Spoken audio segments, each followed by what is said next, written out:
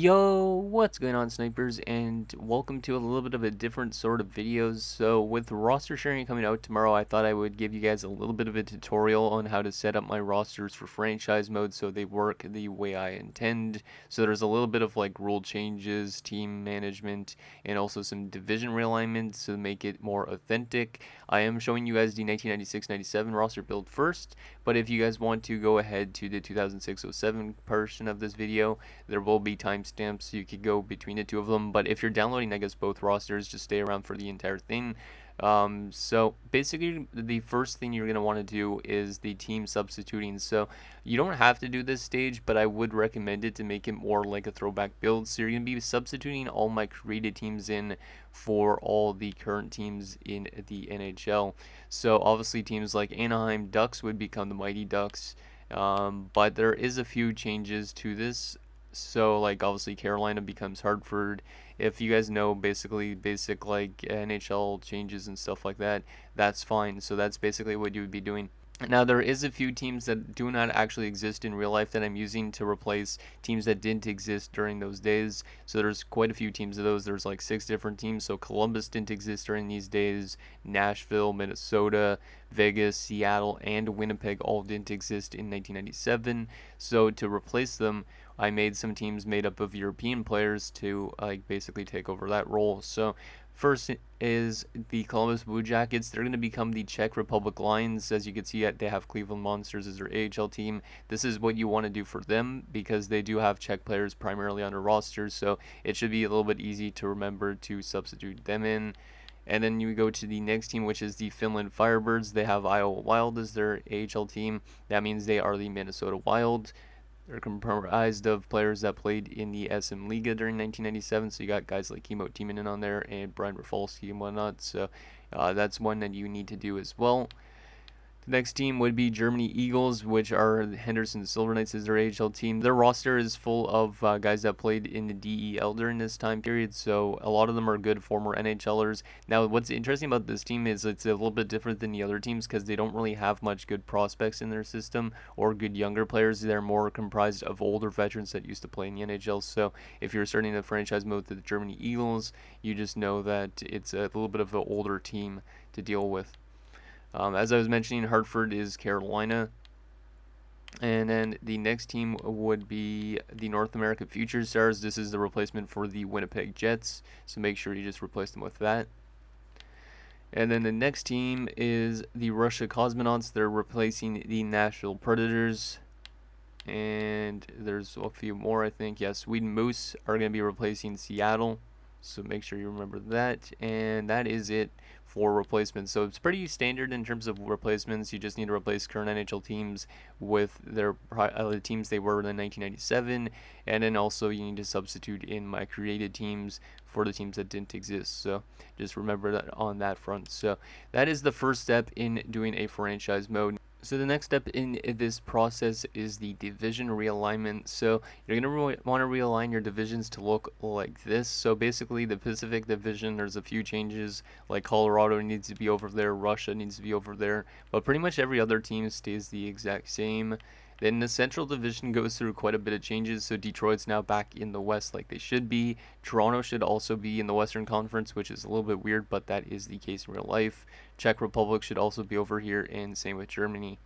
Then we get into the Atlantic Division. This also goes through a little bit of changes, so Pittsburgh should be in the Atlantic Division as well as Finland. Hartford should also be over there, and same with Sweden. And in the Metropolitan Division has also got a few new changes, so North America Future Stars should be there, as well as the Tampa Bay Lightning and the Florida Panthers need to be moved over there. So that's basically how the divisions are realigned going into franchise mode for a 1997 roster build. Let's continue, and now we get into actual settings. So this is going to be a little bit of like customized, so you could do what you want to do, but I recommend doing these settings just to make it a little bit more authentic. So with the 1997 roster builds, you could turn off salary cap because obviously salary cap didn't exist back in these days, but if you want to still play with a cap, you can, just to make it a little bit more challenging because it's not as challenging with salary cap on. Also, if you do have salary cap on, teams probably won't be cap compliant, so the game is probably going to auto adjust people's contracts to make it a little bit more realistic to current contracts and stuff like that. So just keep that in mind. One thing I do recommend is to turn off player morale, because of the fact that players might not be in specific roles and stuff like that, and there's a good chance that some players are going to lose morale quite easily. But you could keep it on if you'd like to. Just maybe turn off the morale meetings, because those really suck, but you could do that. Fog of War, obviously you could turn that on if you want to, but I usually turn it off. And then the rest of this is pretty much just all up to your settings that you want to do.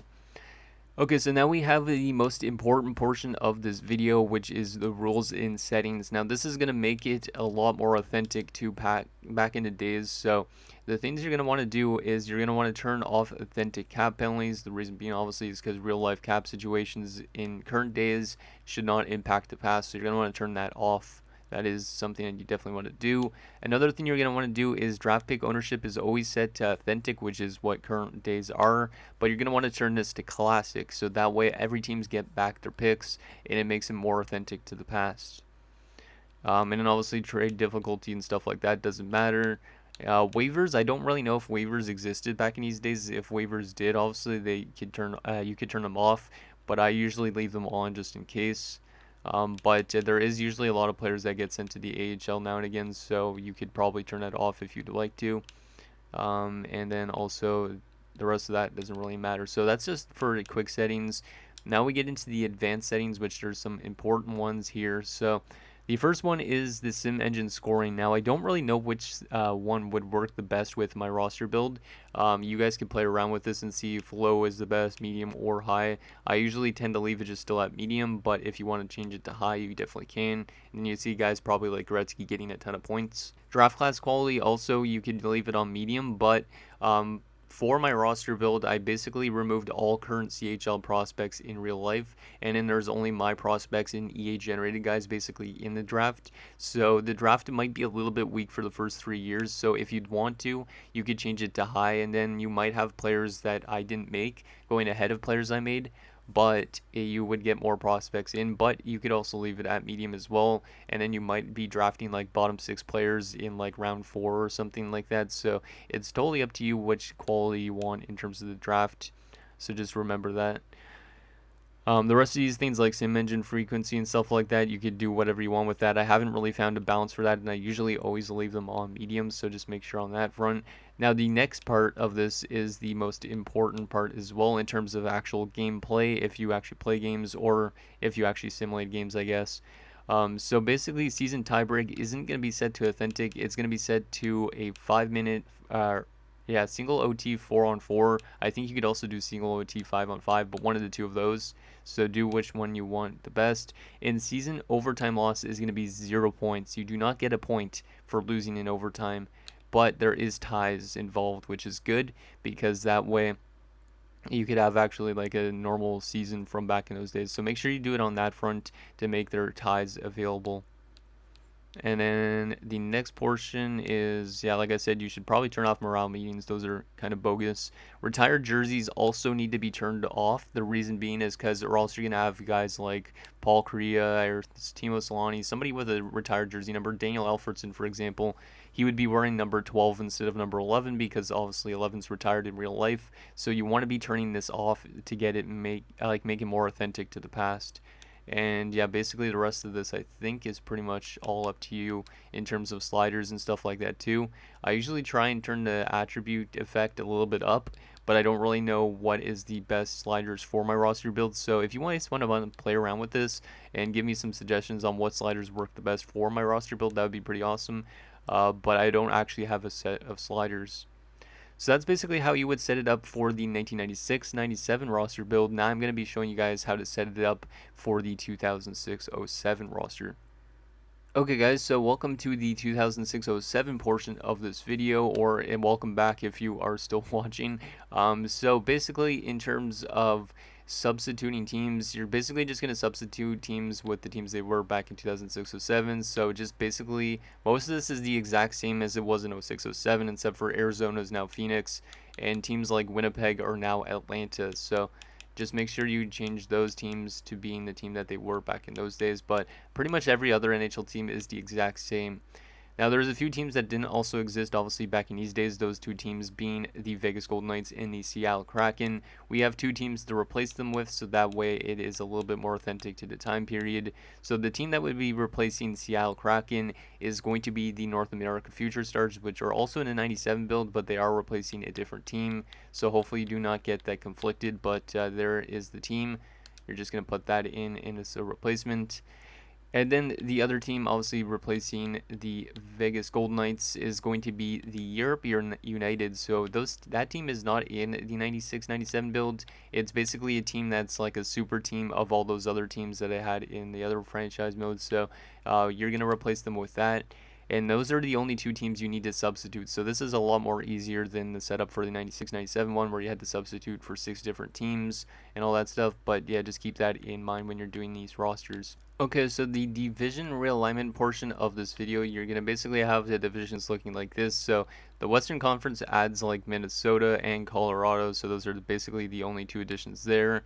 The Central Division adds the Columbus Blue Jackets as well as Europe and Detroit, so make sure you get Detroit and Columbus over there because both of them were in the Western Conference during this time period.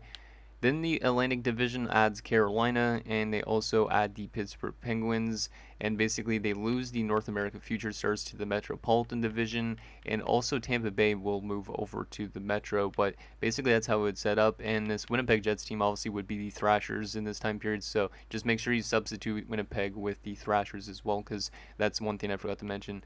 Now you could also substitute all these other teams with my created teams, but you don't have to do that, but I would recommend so that way you have jerseys that look like the past ones, or you could actually use the ones that are already in the game, I guess, too, to an extent. So that's basically the division realignment portion. Now we get into the important settings that are kind of customized. You could do whatever you want with these settings, but I do recommend certain things to make this actually more enjoyable and more authentic to the past. So you could leave salary cap on. You don't have to like turn it off, but like the 96-97 roster build I recommend. But for this one, you could definitely keep it on. But the thing is also, as I was mentioning in the 96-97 portion of this, is that the salaries for players are going to be auto adjusted so that they fit current standards for the salary cap. So just keep that in mind when you're working with the salary cap.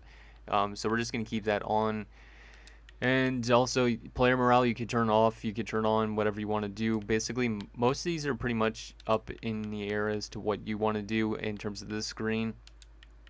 Once you get to the next screen though, this is where it gets important. So rules and settings wise, we're going to go to quick settings. This is pretty much the exact same thing as the 96-97 portion of this. Is you're going to want to turn authentic cap penalties off, because obviously we do not want the past impacting the current stuff. As well as you are going to turn draft pick ownership from authentic over to classic. That way everybody gets back their picks to where they were.